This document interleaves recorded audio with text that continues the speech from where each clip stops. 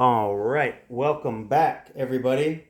Had some problems there trying to get my camera functioning properly. I'm not a tech savvy person. I can operate some stuff, but I was having some issues, and I did about a half hour of a new presentation and realized it wasn't recording. So I think what I was going to get into next was the mystery of the Sphinx, and how I don't think that Graham Hancock and Robert Bauval and whoever else is involved, they've posited the theory that they think that the original Sphinx had a lion head and that it was facing Leo. But I have an alternate theory that I think makes more sense when you understand initiation science and the Hermetic arts. So before I get into that, though, I'm going to recap a little bit on what we covered in the last video. Hang on, let me see here. I'm just all over the place, and I apologize. I didn't really plan for this. I'm just kind of flying by the seat of my pants here. So bear with me if you could. Okay. So I want to talk about the nested gods.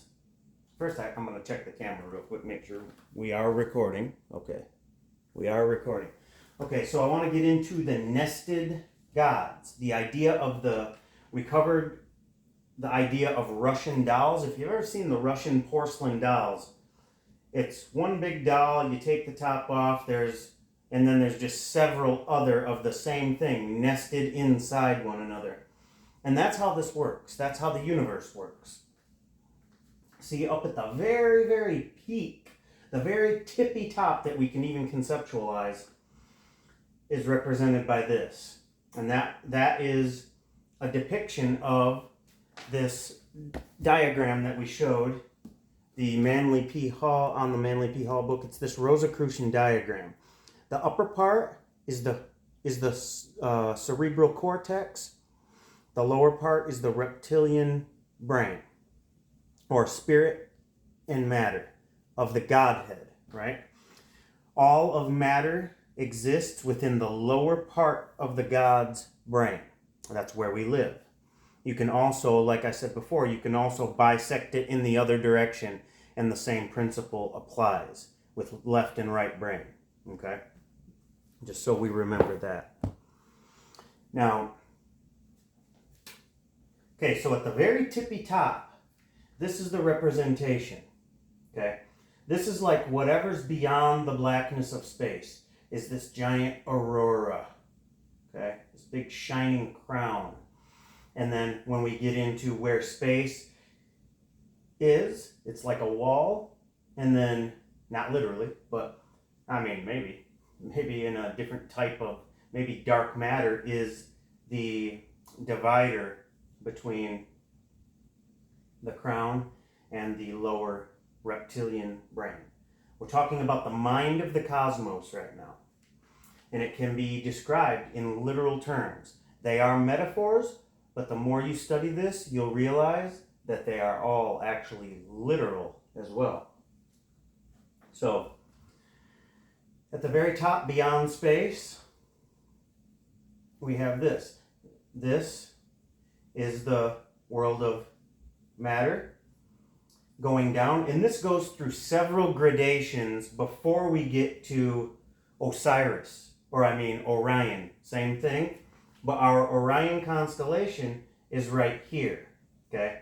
Now, like I said, this will go up several gradations before you get to that aurora, which is beyond the blackness of space, which we can't even conceptualize.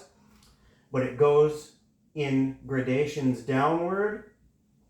Just for the sake of space, I didn't put all the gradations. And to be honest, I haven't even figured out all of the gradations.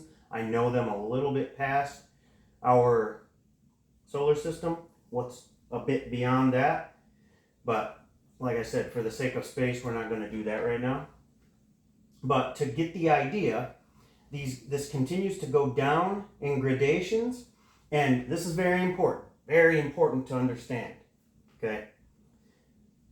the God above's generative organs end up being the same thing as the God below its mind. Okay? So, in succession, the God which is below always partakes in both of its own higher nature and the God above its lower nature, if that makes sense. It's all fractals. Okay?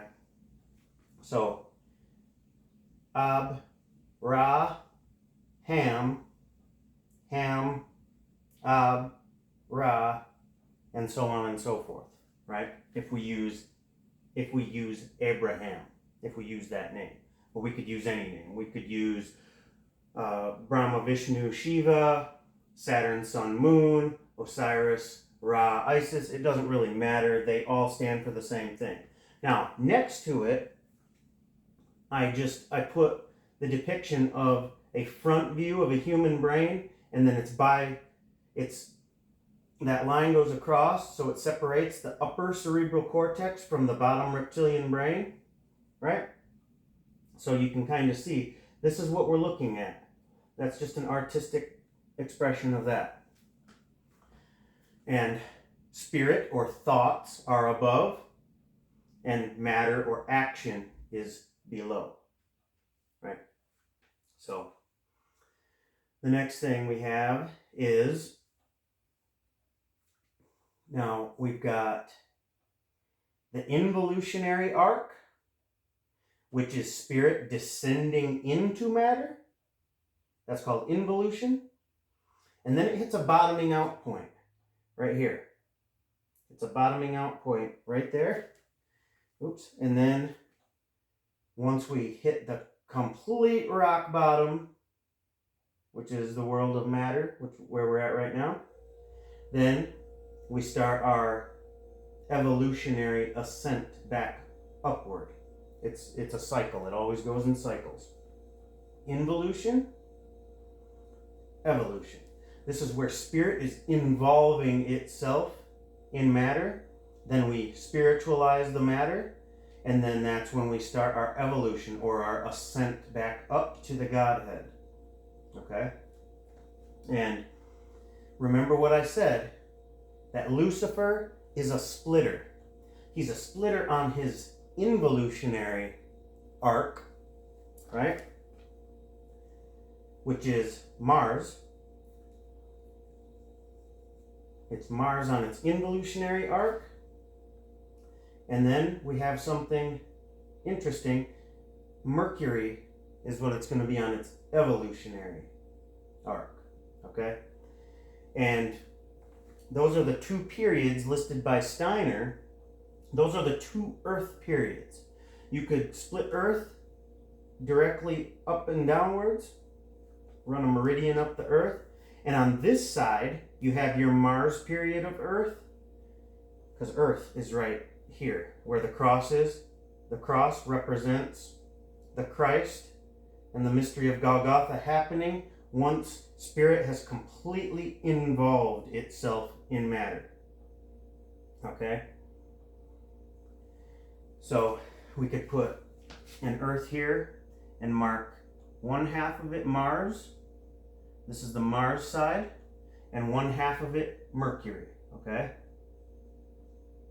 And Mercury is what's going to rise us out of this deep, dark declination that we found ourselves in.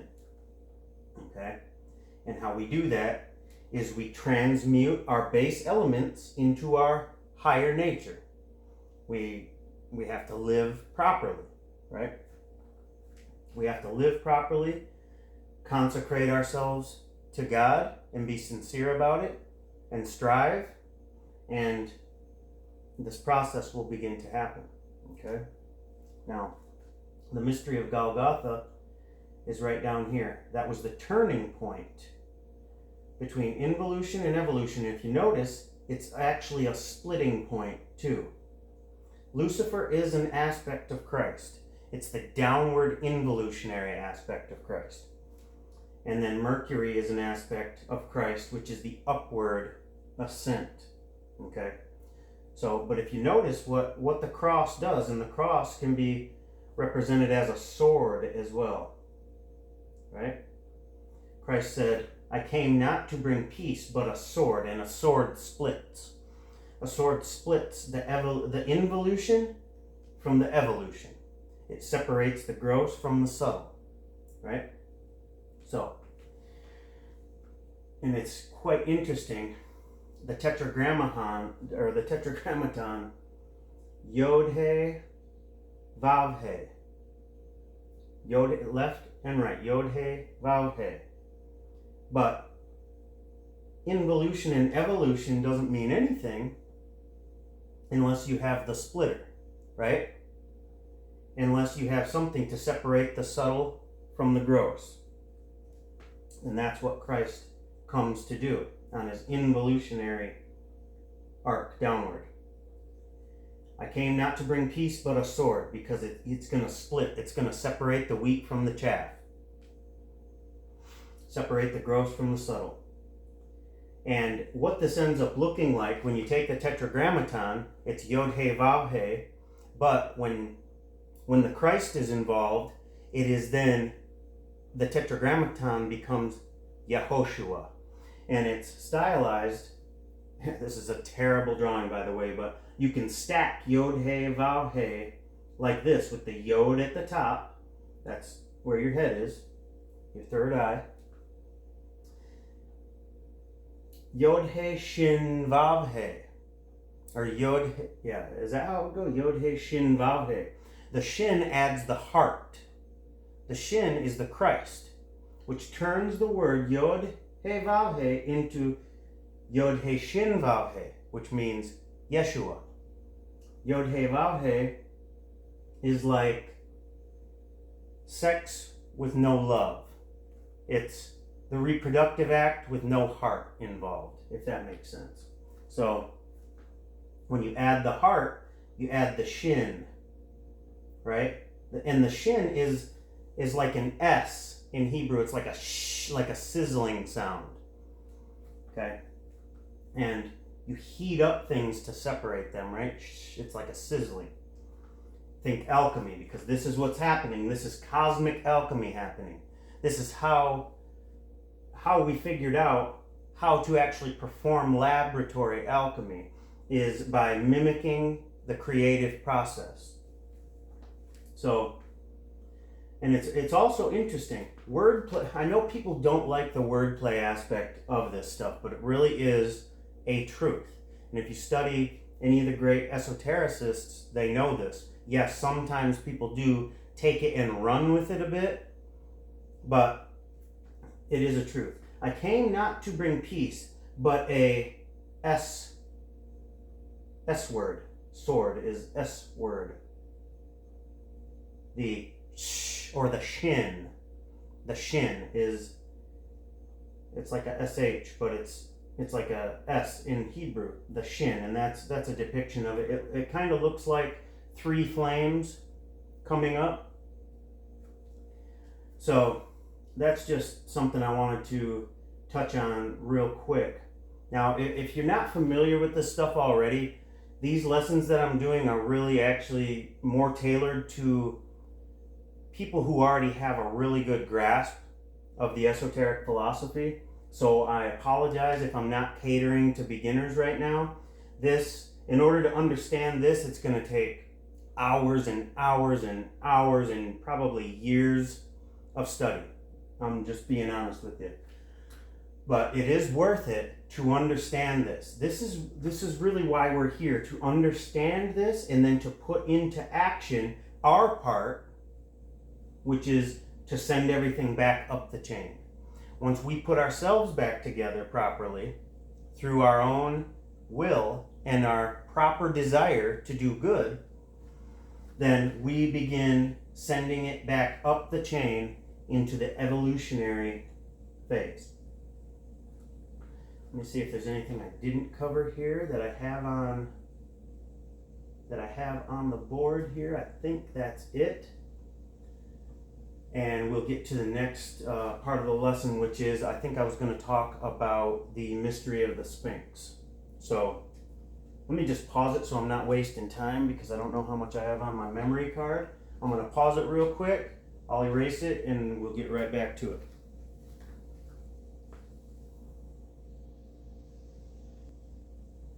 Okay guys, we're back. Just one more thing real quick before we get on that mystery of the Sphinx. I just want to make this clear.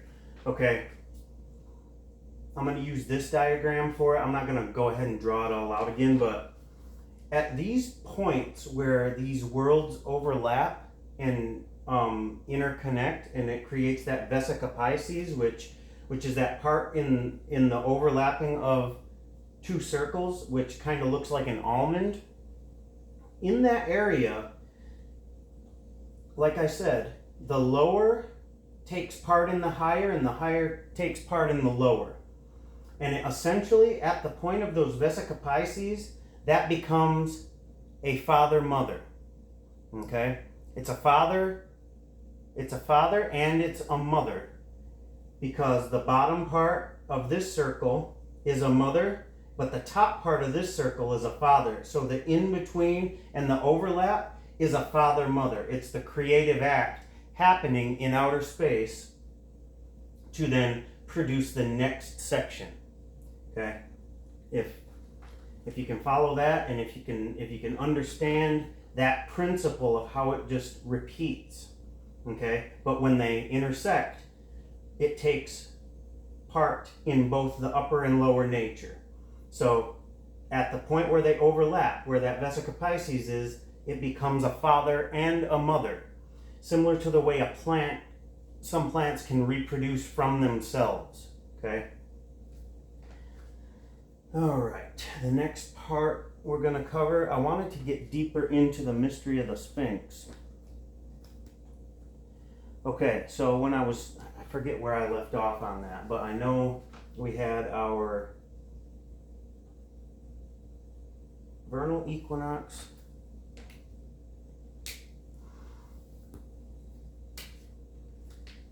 We had our vernal equinox, our autumn equinox. These dang markers suck. Okay, now Graham Hancock thinks that Leo was over here on the vernal equinox, and that the original Sphinx had a lion head and then a lion body, and it was just a lion to commemorate Leo. And that may be true. I'm not saying it's not true, but follow me down this line of thought for a moment. Okay, so this is going to be a really bad depiction of the Sphinx, but you'll get the idea. You get that lion's tail. Okay, you get the point. You get the point. Okay, there's the pause. Okay, right. There's, okay, there's an awesome Sphinx. Now, this is the vernal equinox, these things. Vernal equinox, which is the spring equinox. Here's your summer solstice, winter solstice. If you haven't watched my first video where I kind of went through all of this, watch the first video and you'll have a better idea of what I'm talking about. Essentially, we have the wheel of the year here. Let me try this other one. We have the wheel of the seasons.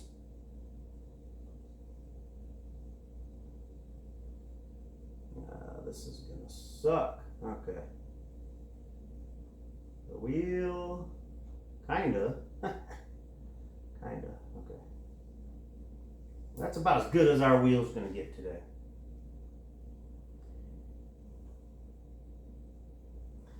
Okay, so now what we talked about before was right here at your equal points. You got your autumn equinox, and it means equal night. That's the point of mildness. Okay? Mercy, severity, mildness, right? Or depending Summer can also be severe, and winter can also be severe. Everything's interchangeable, and think about the taking part in the higher and lower. Think of that concept, and that will make sense. Everything is a dual symbol in this science. Okay? And we can understand that better if we just think about the seasons and then think by analogy and think about the chain that we're talking about. It's a fractal chain where they overlap. The lower takes part in the higher. All right. So when we're talking about the year here, and if you've been through initiation yourself in a lodge, or if you've read the Krata Rapoa, Manly P. Hall has it in his book, The Lost Keys of Freemasonry. If you get the thick version of it, it's got like 4 or 5 different books all in one. And so we know that man is symbolized by the water bearer, right? The water carrier. This is gonna, maybe I need to get this thing wet a little bit. Maybe let's try this.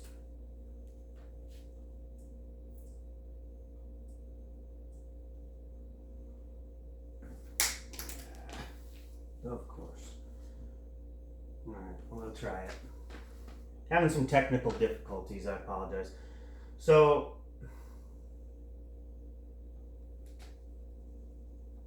gotta get this thing going. Come on.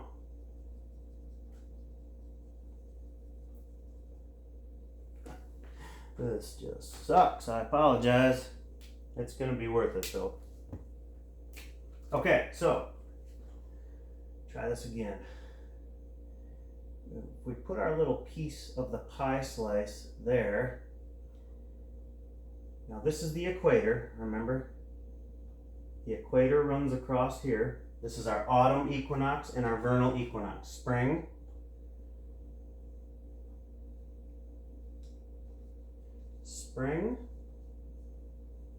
fall. Okay. Now, you got Leo. Leo is going to be, do it like that. Okay, that's Aquarius. Aquarius is currently coming into the new age, okay? And Leo is over here. It's becoming the back sign at the fall equinox. And if you've gone through initiation, then you know that if you read the Krata Rapoa, it lists in there that the Egyptian ritual has the candidate being raised up by the lion, the lion's paw, which this is Leo the lion, sign something like that, okay? And then your water man, who's got the pitcher of water, right? Kind of looks like a condom, but it's not. It is a pitcher of water, or a little vase of water, whatever you want to call it. It's water. And okay, so now what's happening here is we're going into the age of Aquarius. It's symbolized by the man holding the water. Okay, right? He's holding the water. He's holding that water. Okay, that's my little stupid stick figure, but you get the point. And Leo, as Leo's descending, it's lifting up the water bearer up over the equatorial point. Just like happens each year, just like the spring of the year, this is like spring on a much larger cycle. And the large cycle is called the Great Year by Plato, and it's 25,920 years. And that happens once a full cycle through the zodiac is made through precession of the equinoxes. Normally, on a daily basis, they're going clockwise. But it begins to go counterclockwise. It moves 1 degree counterclockwise every 72 years, I believe. Okay? And there's 30 degrees in a sign. There's 30 degrees in a sign. Okay? That's not 30, but you get it. And it moves 1 degree backwards. And this all has to do with the tilt of the Earth. Okay? It has to do with the tilt of the axis. And so it takes 72 years. Now, 72 is a very important number. You'll see, like in Islam, they get 72 virgins. I can't think of one off the top of my head, but I know the number 70 and 72 is also used in the Bible and everywhere. But what it's really referring to, when you see that number, and sometimes they round it to 70, but it still means the same thing. And what this is every 72 years, it will move backwards due to precession of the equinoxes. It will fall backwards 1 degree every 72 years. And this is what brings us our new ages. Seems like there was another thing I was going to say. Oh, you can relate the 30 degrees to the 30 pieces of silver in the Bible. And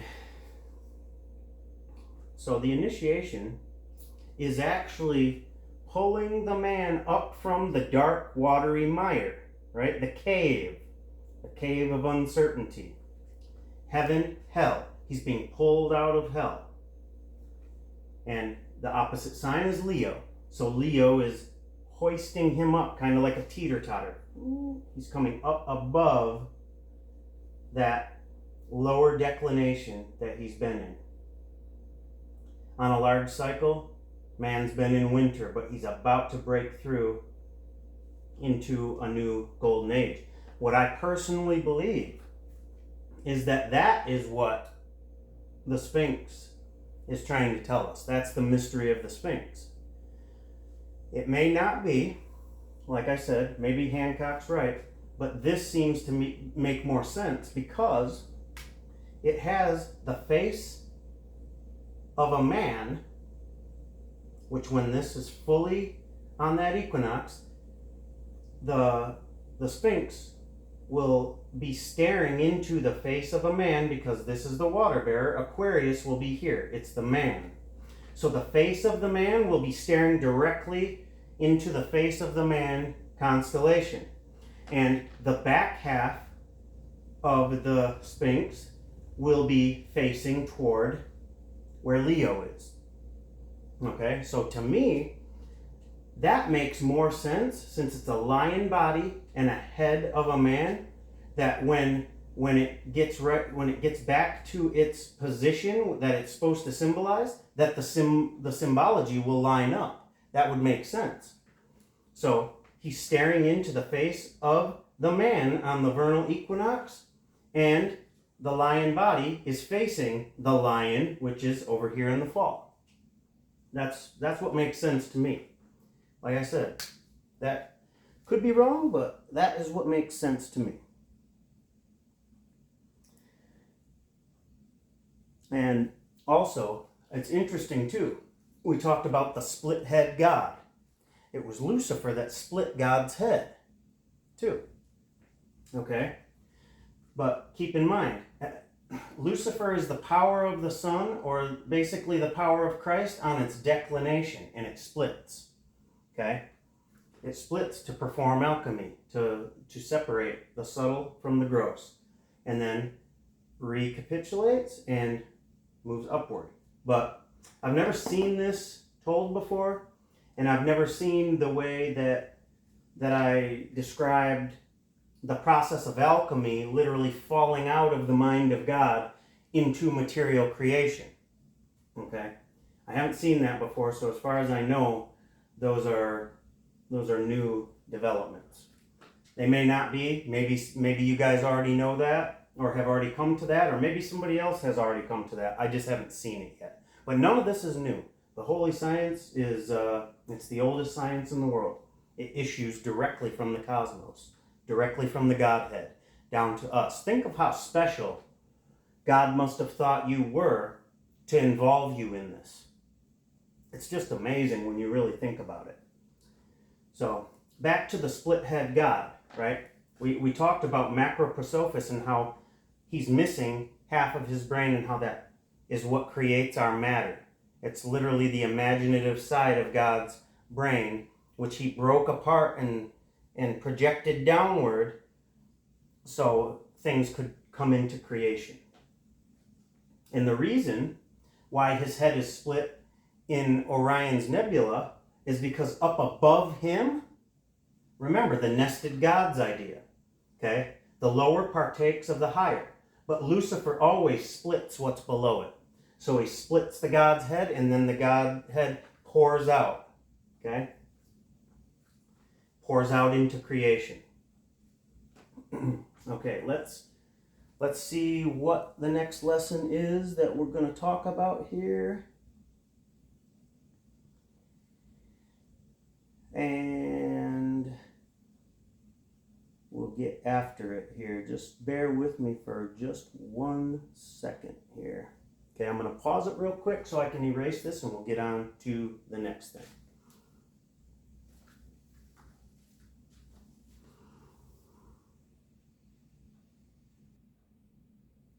All right, let's take a minute to talk about involution and evolution. Let's describe that a little bit better. So, what you have is, this is how Steiner describes it, and Heindel, okay? Well, it would be nice if we could get this thing working. I'm going to have to get some new markers, guys. All right, so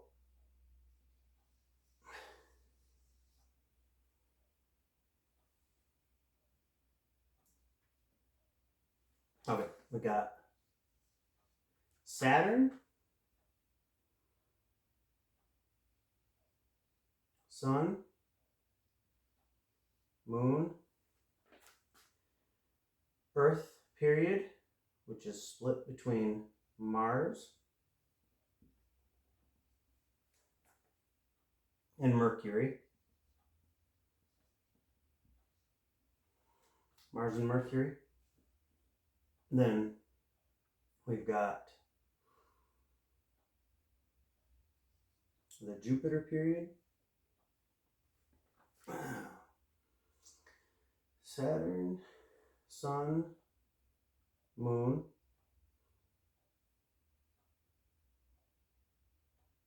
Venus period, and Vulcan. That's the Vulcan period. Now, let me just refer to something.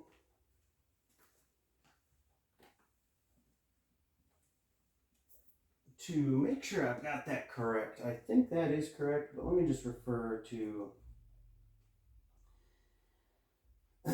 Max Heindel's The Rosicrucian Cosmoconception.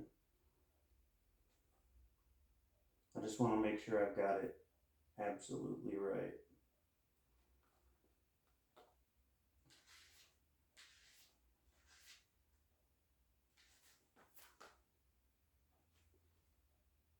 Okay. Yeah, that's right. Saturn, Sun, Moon, Earth period, Jupiter period, Venus period, Vulcan period. And this follows the days of the week. When you say the days of the week, you are speaking the Divine Fiat. This is the Saturn period, where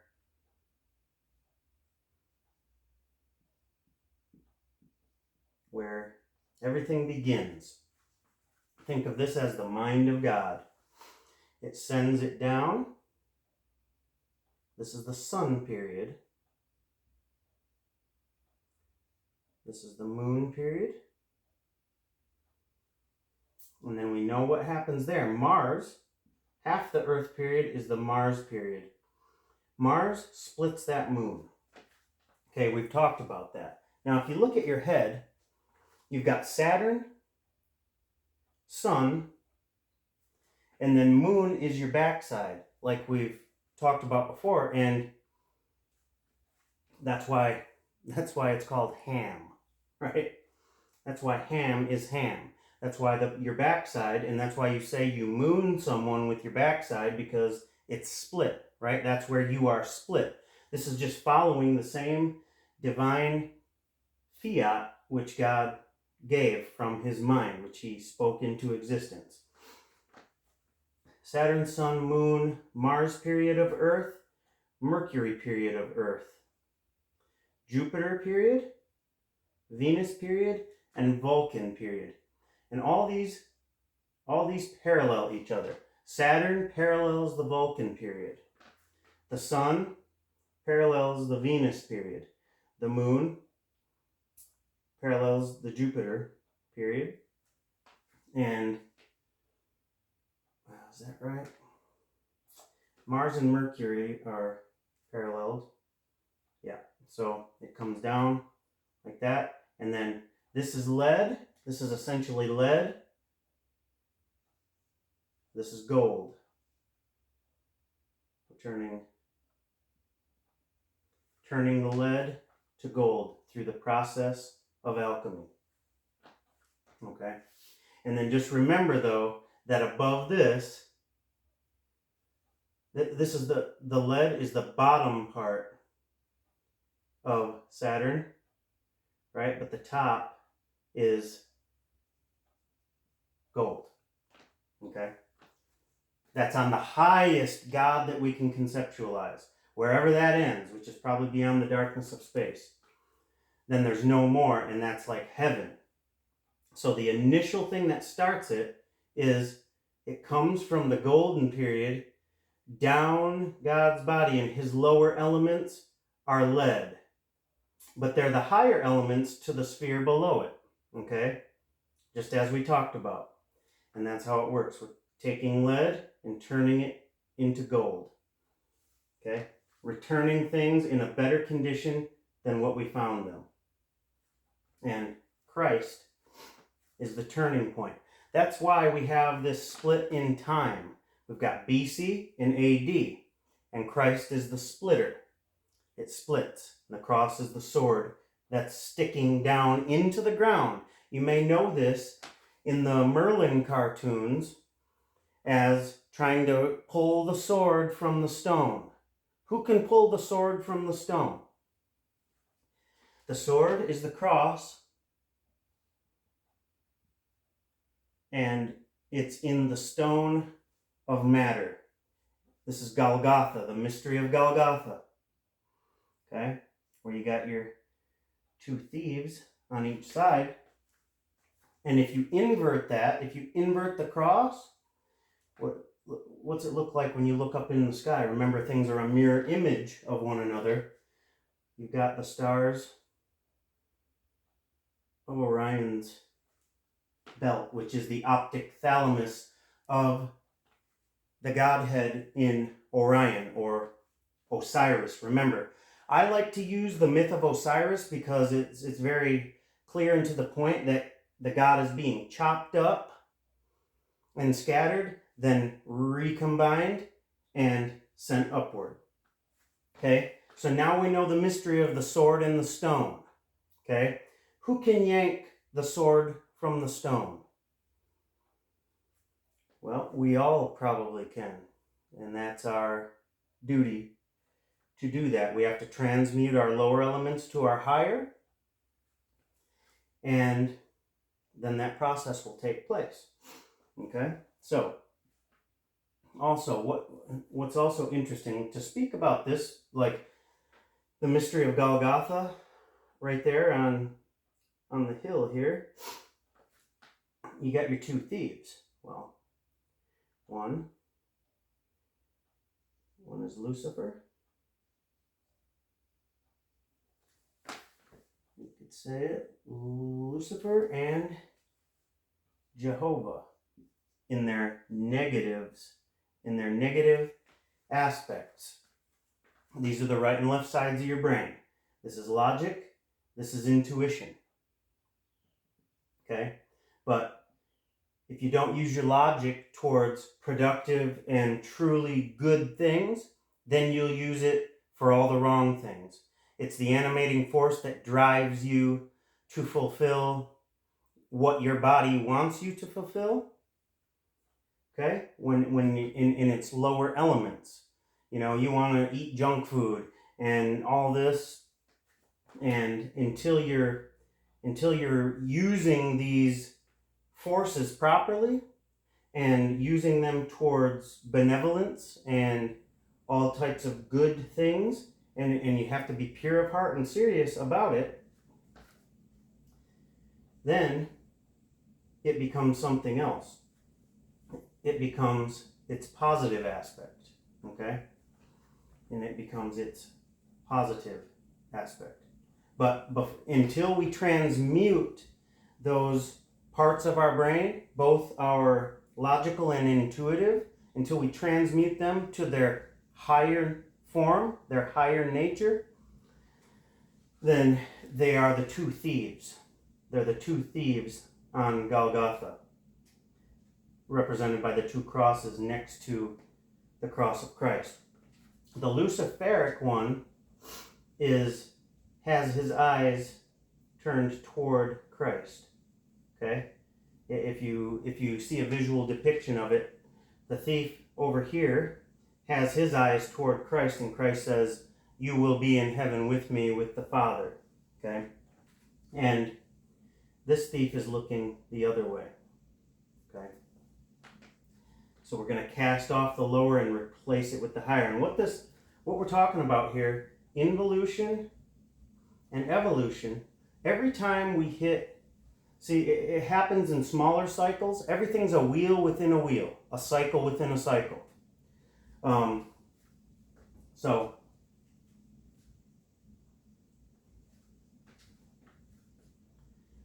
right here, we're essentially entering the age of Aquarius. Right here. And it's being lifted. Consciousness is being lifted up. This is all about not only the evolution of the human form, but also the evolution of human consciousness. Okay?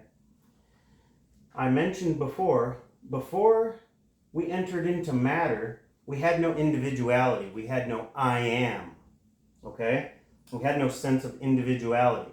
We lived in a much more imaginative state, somewhat more similar to animals, and we did not have the reasoning capability. We just operated off our instincts, okay? And we had to go through the fall into matter in order to gain a sense of self and individuality.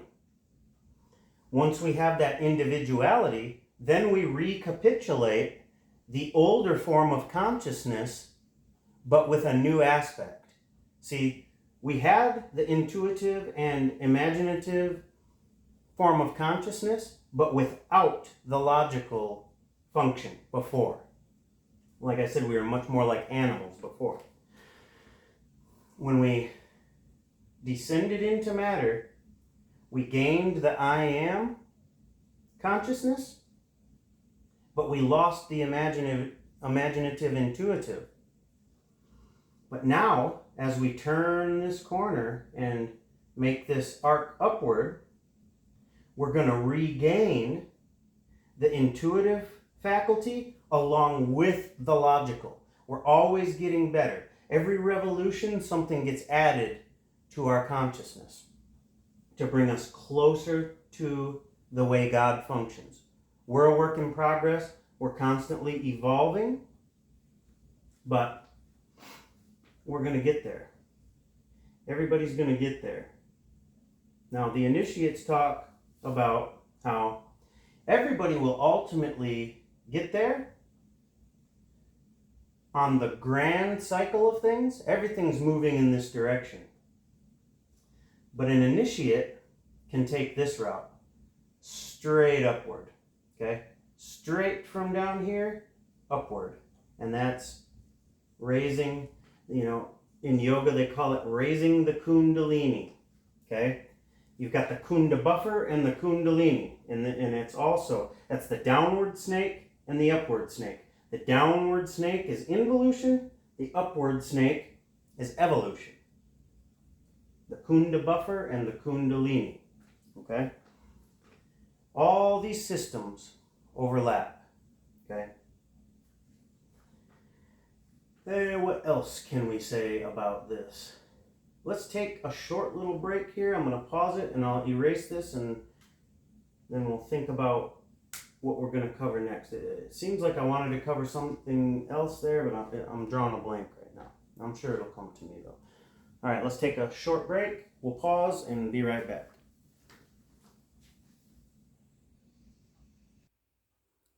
Alrighty. I have found something else we can discuss. Now, remember, everything recapitulates, and we are miniature versions of the cosmos. Everything out there is reproduced in us. And let's get our wheel of the seasons again, if we can get the marker to work.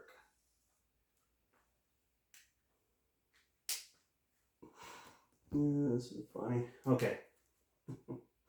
Let's try it again. Of course not. Of course not.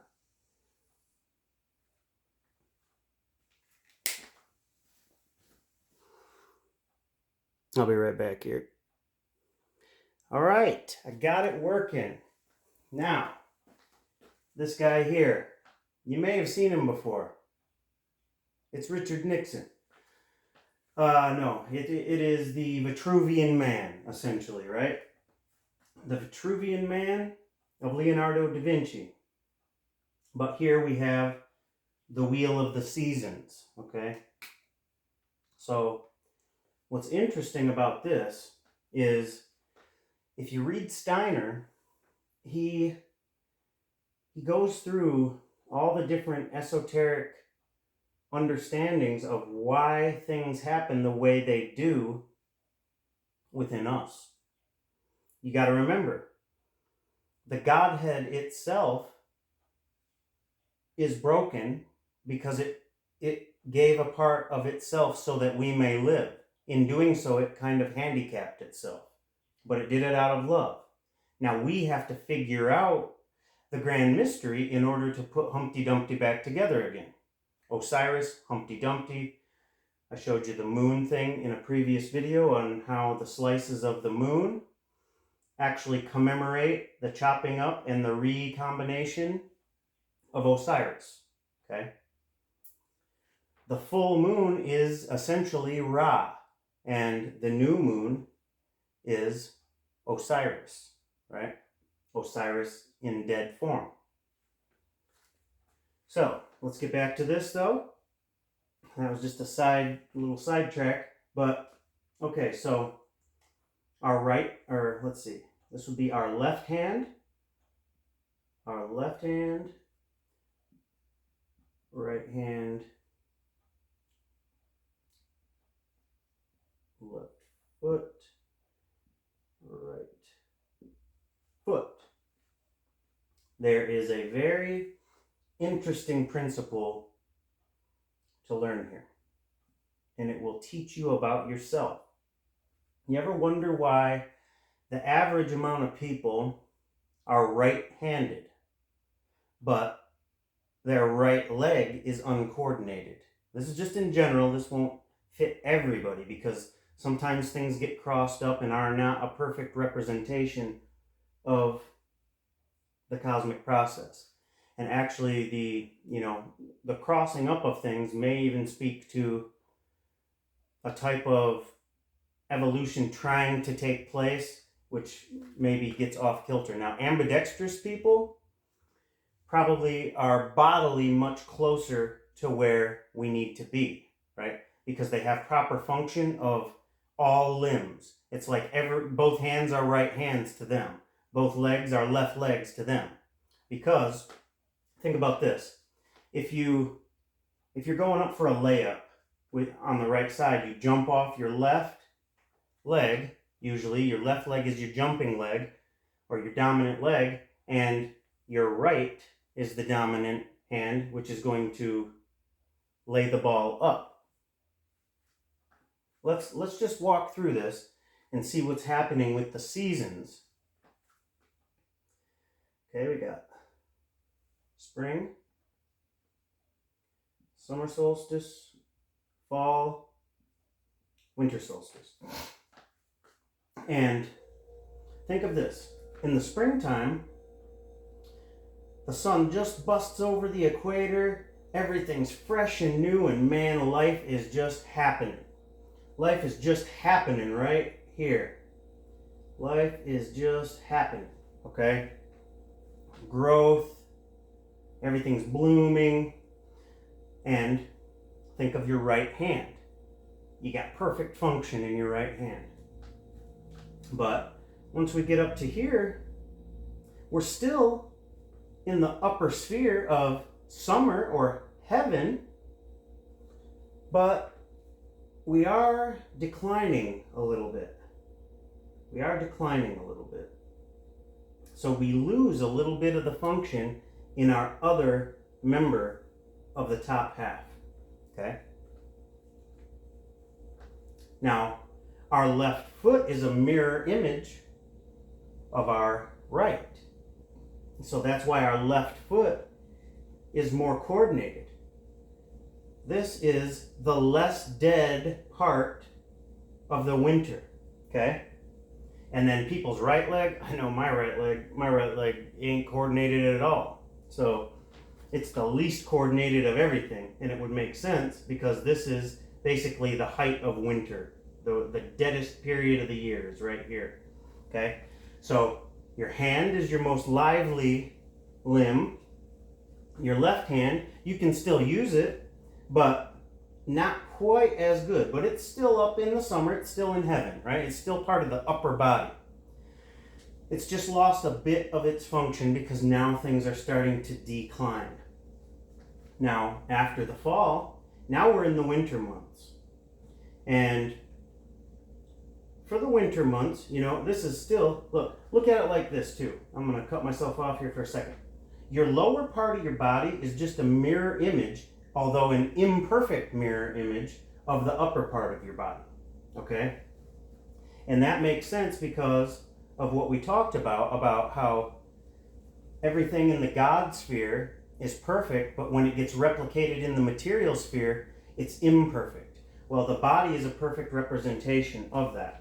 Okay, up here you got your head and your two arms, and then you got your two legs, and then if you're a male, you also have another head here, which is the imperfect replication of your top head, right? And the female obviously has the cave, and the union of both male and female is a Saturnian union, Saturn. In fact, that is why you put rings on each other's finger, because you're coming together in union, okay? The perfect union between male and female with love involved is Saturn, okay? But think on this. Think on how the seasons reflect in your very bodily nature, in coordination, because that is a thing, okay? And then also think on how the upper part of your body is heaven, so it's the more perfect, and then the lower part of your body is a reflection of the upper part of your body, but it's an imperfect reflection. Your feet are just like retarded hands, essentially, okay? And we can also do this with our hand. Everything recapitulates.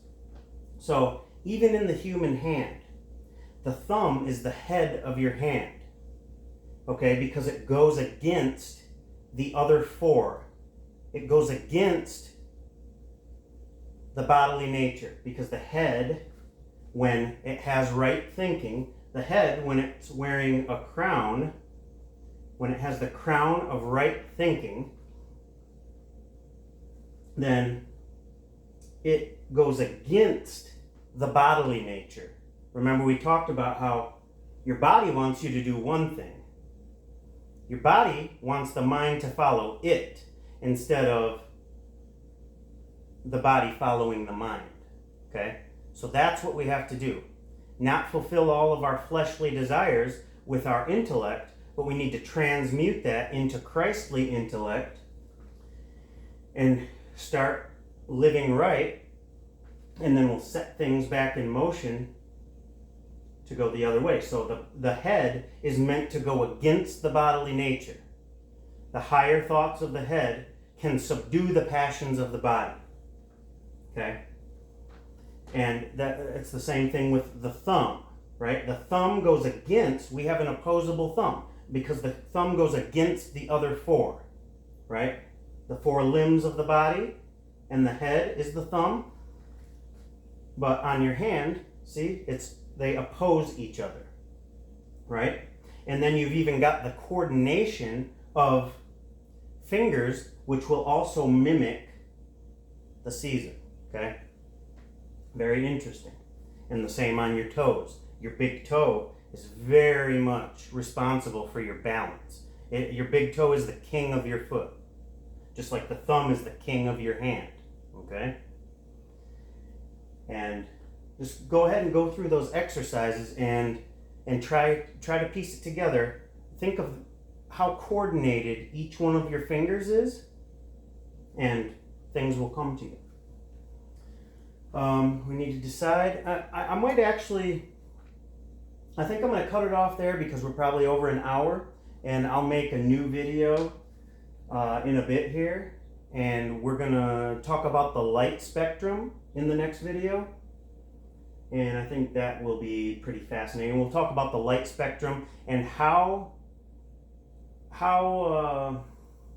things of the God mind project into reality and create through light. First it's sound, it issues the word, but light comes from sound, and then we have the spectrum. And that's what creates our reality. Matter is congealed light. It's curdled light. Okay? So we're going to end it there for now, and we'll come back in the next video and we'll talk about the spectrum and how the mind of God projects scientifically into nature to create matter and create things. Okay? So that's it for now. Thanks a lot for listening. Stay tuned for the next one.